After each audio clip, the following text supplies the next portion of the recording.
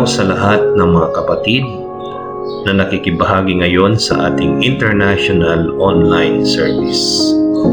Ginagawa natin ito pansamantala upang makaiwas sa health crisis na COVID-19. Saan man kayo naroroon, sana'y sumainyo ang pag-iingat at pagpapala ng ating Panginoon.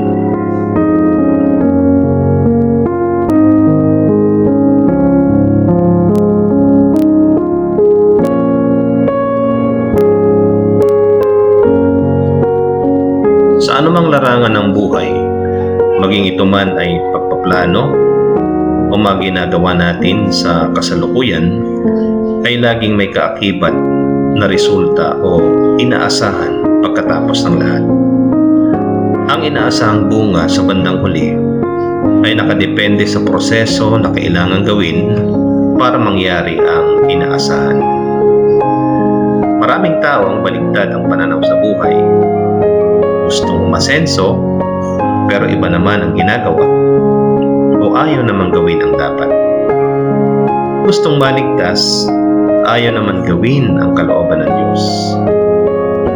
Hindi natin pwedeng baguhin ang mga nakatakda ng mga batas sapagkat wala tayong ibang dapat gawin kundi sundin, lalong-lalo na sa batas ng pananampalataya.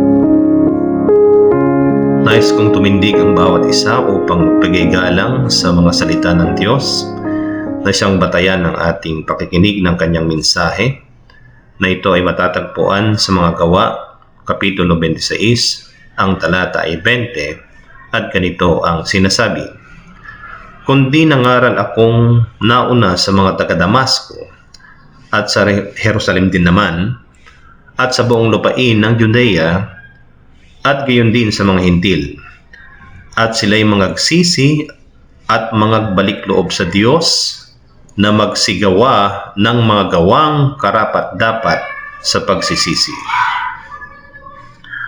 Ang paksang ating tatalakayin sa araw na ito ay mula sa ating batayang talata ay ang katanungang, ano ang mga gawang karapat-dapat sa pagsisisi? Ang ating quotation sa Wikang Banyaga ay nagsasabi, "The end does not justify the means." Tayo ay sumandaling manalangin.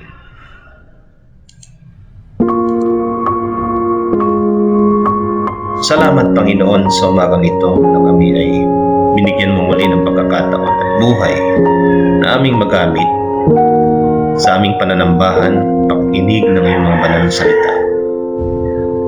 Inihiling namin, Panginoon, sa pamamagitan ng iyong lingkod na iyong ginagamit, magsalita ka sa bawat isa sa amin, buksan mo ang aming pandinig, ang aming mga mata, at makita namin, Panginoon, ang iyong kalooban. Sana'y maging daluyan, Panginoon, ng pagpapala ang iyong lingkod na iyong ititindig o gagamitin sa platform na ito upang maging eye-opener sa lahat ng mga kapatid ang nais mo na dapat naming magawa. Sa pangalan ni Jesus na aming Panginoon at Tagapagligtas. Amen.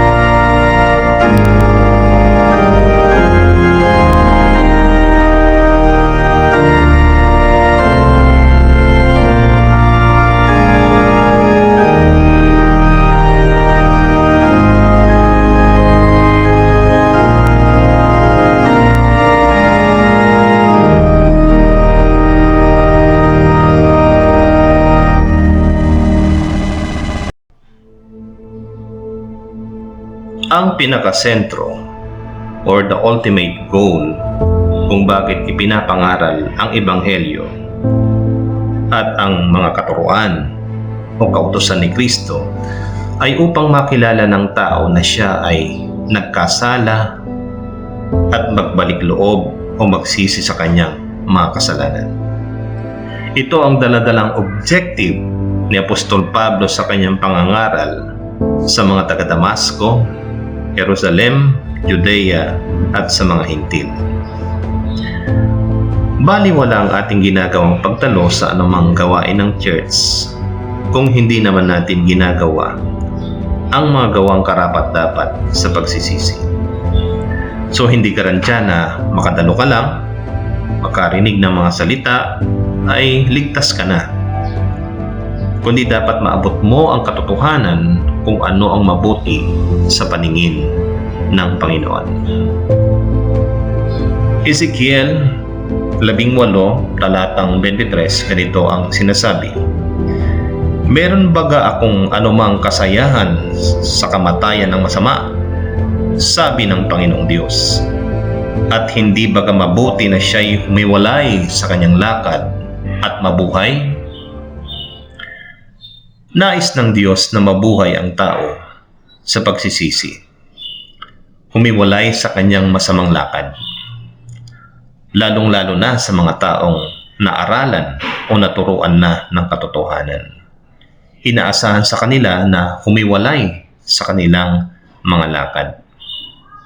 Subalit kung tayo'y magmatigas, na gaya ng mga taga Chorazim at Bethsaida, tayo ituturing ng Diyos na aba at kahabag-habag.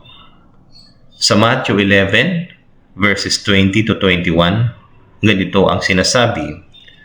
Nang magkagayoy, kanyang pinasimulang sumbatan ang mga bayan at pinaggagawan niya ng lalong marami sa kanyang mga gawang makapangyarihan sapagkat hindi sila nangagsisi. Sa aba mo, Chorazim, sa aba mo, Bethsaida, sapagkat kung sa Tero at sa Sidom sana ginawa ang mga gawang makapangyarihan na ginawa sa inyo, malaon dising nangagsisi na may mga damit na magaspang at abo.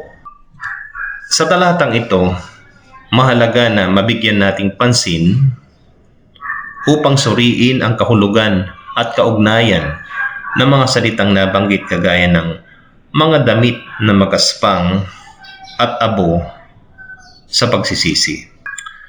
Maraming maling katuruan tungkol sa pagsisisi. May mga aral na nagsasabi na kapag nagsisi ang tao sa kanyang mga kasalanan, ay hindi lang daw yung nakaraan ang pinatawad. Pati daw yung hindi pa niya ginagawa o nagagawa o magagawa pa lang na kasalanan sa future ay pinatawad na. Ang pagsisisi ay hindi panandali ang gawain o sa ibang termino, one-shot activity. Na kapag pinatawad ka ngayon, kahit gumawa ka na ng kasalanan sa mga susunod na panahon, ay kasama ng pinatawad. Ito ang mga maling aral. Ito ang mga lumalaganap sa lahat ng mga relihiyon at sa mga tao na ayaw sumunod sa proseso. Sa Ezekiel 18,